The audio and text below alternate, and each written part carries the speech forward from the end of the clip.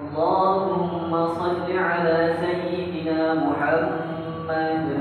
اللهم صل على سيدنا محمد.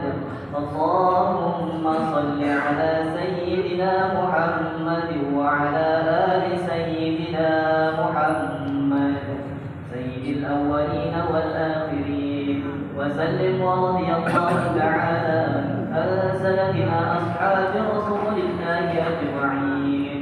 اللهم قو الإسلام من المسلمين والمسلمات والمؤمنين والمؤمنات وانصرهم على معاد الدين. رب اغفر لنا بالخير ويا خير الناصرين برحمتك يا أرحم الراحمين.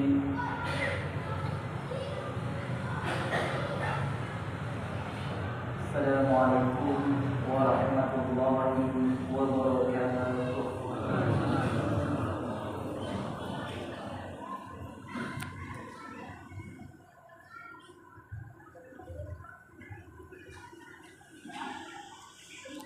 الله أكبر الله أكبر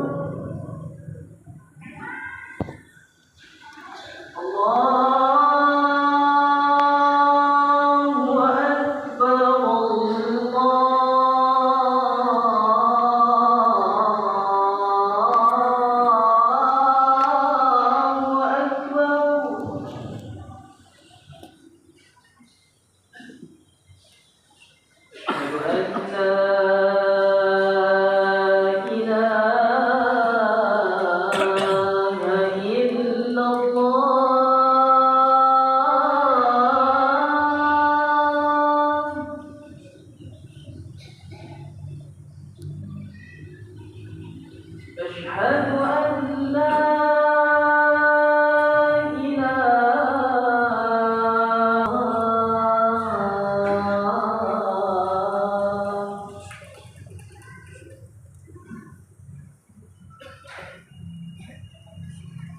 أشهد أن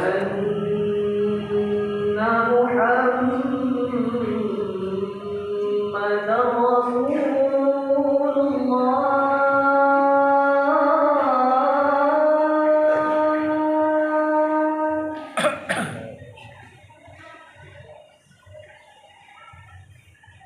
أشهد أن محمدا رسول الله.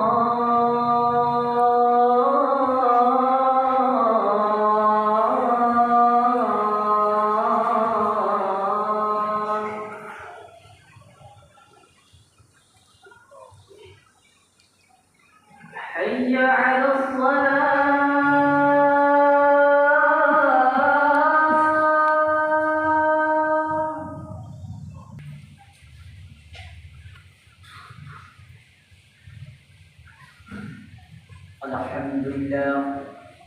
الحمد لله رب العالمين الذي جعلنا من عباده المؤمنين.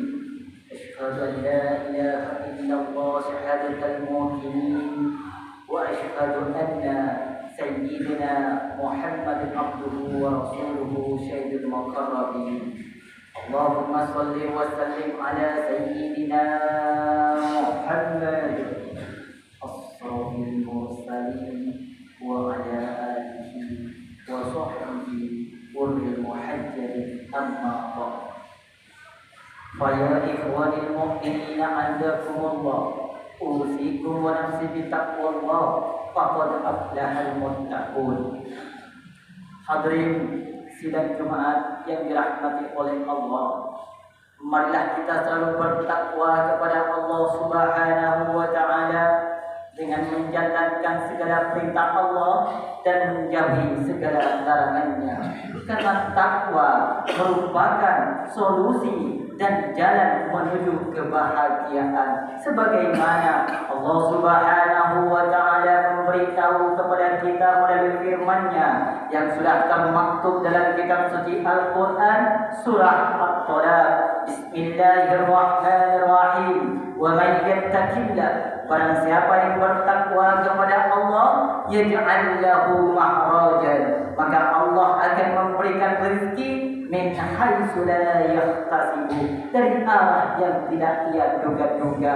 Dan patut kita bersyukur kepada Allah Subhanahu wa taala atas segala nikmat dan karunia yang Allah berikan kepada kita, yang walaupun terkadang kita melanggar larangan Allah, lalai akan melaksanakan solat, lalai tidak mengingat Allah, lupa untuk mengingat Allah, bahkan terkadang pula kita bermaksiat kepada Allah, tetapi Allah masih saja memberikan nikmat-nikmatnya kepada kita secara gratis, baik itu nikmat sehat, nikmat penglihatan, nikmat pendengaran, dan nikmat-nikmat lainnya. Oleh dari itu patut kita ucapkan alhamdulillahirabbil alamin. Salawat dan salam semoga tetap tercurah limpahkan ke pangkuan Nabi besar Muhammad sallallahu alaihi wasallam, seorang nabi yang dapat memberikan syafaat di akhirat kelak, seorang nabi yang dapat memberikan pertolongan di padang mahsyar nanti, tatkala semua orang dibangkitkan oleh Allah dari dalam kuburnya, tatkala semua orang berbondong-bondong berlari-lari ketakutan akan keselamatan dirinya, sehingga mereka semua berbondong-bondong pergi kepada Nabi Adam alaihissalam untuk meminta syafaat. Duhai Nabi Adam, berilah kami syafaat. Namun apa kata Nabi Adam alaihissalam? Saya tidak bisa memberikan yang syafaat. Kemudian mereka semua berbondong-bondong pergi kepada Nabi Musa alaihissalam. Duhai Nabi Musa, selamatkanlah kami, karena mereka ada yang tenggelam sampai di lehernya, ada pula yang tenggelam seluruh badannya dikarenakan dosa-dosanya. Sampai-sampai orang kafir pun berkata, ya Allah, tolong cepat selesaikan siksa pada mahsyar ini. Jika kami harus dimasukkan ke dalam api neraka, maka masukkanlah kami segera ke dalam api neraka. Mereka tidak tahu bahwasanya siksa pada mahsyar belum ada apa-apanya dibandingkan dengan api neraka Jahannam. Orang-orang kafir tidak ada yang sanggup sehingga ia minta segera dihentikan. Ibrahim pergi kepada Nabi Isa alaihissalam hingga akhirnya menghadap baginda kita Nabi besar Muhammad sallallahu alaihi wasallam. Namun sebelum mereka menghadap Nabi, Rasulullah sallallahu alaihi wasallam sudah bersujud kepada Allah, sudah memintakan syafaat kepada Allah, sudah memintakan ampunan kepada Allah untuk umatnya. Maka dari itu kita tidak heran apabila saat-saat ini di bulan Ramadan awal ini orang-orang berbondong-bondong merayakan Maulid Nabi. Ada yang di mushola, ada yang di rumah-rumah, ada pula yang di masjid, ada pula yang menyumbangkan tenaganya, hartanya, hidangan dan lain sebagainya sebagai bentuk ungkapan cinta kepada Nabi, sebagai bentuk rasa sayang kepada Nabi, sebagai bentuk berbahagia dilahirkannya Nabi besar Muhammad sallallahu alaihi wasallam. Sebagaimana Allah Subhanahu wa taala berfirman di dalam Al-Qur'an, Bismillahirrahmanirrahim. Qul bifadlillahi wa birahmati fadzalika falyafrahu. Katakanlah, dengan karunia Allah dan rahmatnya hendaklah mereka bergembira. Maka dari itu patut kita berselawat kepada Nabi dengan ucapan Allahumma sholli ala sayyidina Muhammad. Hadirin sidang Jumat yang dirahmati oleh Allah, di dalam kitab Ihya Ulumuddin karya Imam Al-Ghazali bahwasanya Rasulullah sallallahu alaihi wasallam bersabda, la tahasadu wa la tadaghadu wa la tanajasu wa la tadabaru wa la yaghtab ba'dakum ba'dan wa kunu ibadallahi ikhwan. Apa kata Nabi? Janganlah kalian saling mendengki, janganlah kalian saling membenci, janganlah kalian saling bertengkar, janganlah kalian saling berpaling di antara kalian. Jadilah hamba-hamba yang bersaudara. Karena walaupun kita berbeda ayah, walaupun kita berbeda ibu, walaupun kita berbeda budaya, walaupun kita berbeda suku, selagi kita berada di bawah naungan kalimat La ilaha illallah, maka kita adalah saudara. Sebagaimana Allah Subhanahu wa taala memberitahu kepada kita melalui firman-Nya yang sudah termaktub dalam kitab suci Al-Qur'an, Bismillahirrahmanirrahim. Innamal mu'minuna ikhwan. Sesungguhnya orang mukmin itu adalah saudara. Bahkan tatkala umat manusia, tatkala seseorang meninggal dunia, tatkala seseorang berada di dalam kubur, dua malaikat akan menanyakan, "Man rabbuka?" Siapa Tuhanmu? "Man nabiyuka?" Siapa nabimu?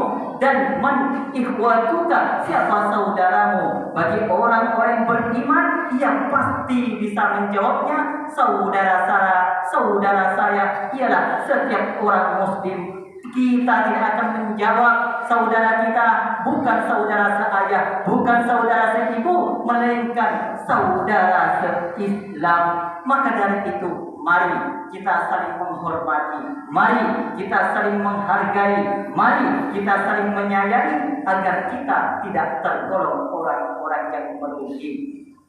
Sebab Rasulullah sallallahu alaihi wasallam pernah bertanya kepada para sahabatnya, "Duhai sahabatku," kata Nabi, "siapakah orang yang bangkrut itu?" Kemudian para sahabat menjawab, "Orang yang bangkrut ialah orang yang rugi dalam berdagang. Orang yang bangkrut ialah orang yang rugi dalam berbisnis." Namun kata Nabi, bukan itu maksudku. Orang yang bangkrut bukanlah orang yang rugi dalam berdagang. Orang yang bangkrut bukanlah orang yang rugi dalam berbisnis. Tetapi kata Nabi, orang yang bangkrut ialah orang yang ketika di hari kiamat nanti, ia datang dengan membawa pahala yang banyak, ia datang dengan membawa pahala sedekahnya, ia datang dengan membawa pahala salatnya, ia datang dengan membawa pahala hajinya. Namun tatkala ia ingin dimasukkannya ke dalam surga, datang orang lain mengadu kepada Allah, "Ya Allah, ini si fulan dulu waktu hidup di dunia pernah memfitnah saya, pernah iri terhadap saya, pernah membenci saya, sehingga diambillah pahalanya diberikan kepada orang tersebut." Kemudian ketika ia ingin dimasukkannya lagi ke dalam surga, datang orang lain lagi mengadu kepada Allah, "Ya Allah, ini si fulan dulu waktu hidup di dunia pernah mengambil barang saya, pernah zalim terhadap saya, sehingga diambillah pahalanya diberikan kepada orang tersebut." Terus berdatangan orang-orang yang waktu disakiti hidup di dunia, yang awalnya tadi membawa pahala yang banyak, terganti dengan dosa-dosa orang-orang yang disakiti waktu hidup di dunia. Di dalam kitab dijelaskan, apabila kita berbuat salah kepada Allah, apabila kita berbuat dosa, apabila kita berbuat salah kepada orang, sedangkan orang tersebut sudah meninggal dunia dan anak cucunya pun tidak mempunyai hak untuk memaafkannya, para ulama berkata, perbanyaklah membaca istighfar dan memohon ampun kepada Allah Subhanahu wa taala. A'udzu billahi minasyaitonir rajim. Bismillahirrahmanirrahim. Ya ayyuhannasu taqu rabbakumul ladzi khalaqakum wal ladzina min qablikum la'allakum tattaqun. Amin. Amanallahu wa